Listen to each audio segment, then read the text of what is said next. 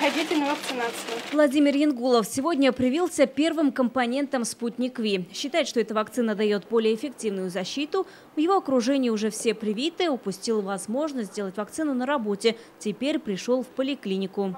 Во-первых, сейчас очень много ограничений для тех лиц, которые не привиты и не переболели. А мне не хочется эти ограничения каким-то способом преодолевать. Это не совсем разумно. Во-вторых, чтобы в контакте с близкими от меня никаких угроз им не исходило.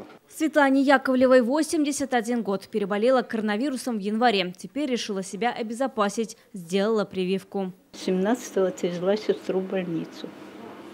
На скорую отвезла. Тоже ковид, 25-30%.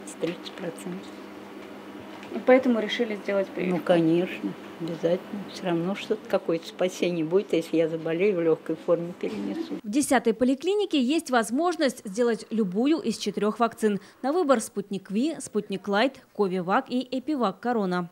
«Спутник Ви», на него можно подойти в порядке живой очереди. На «Ковивак», на «Эпивак» и на «Спутник Лайт» необходимо подходить в регистратуру и записываться, вставать в очередь.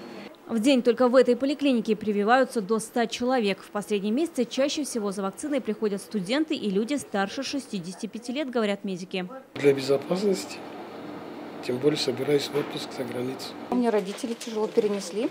Решил привиться, обезопасить себя и своих окружающих.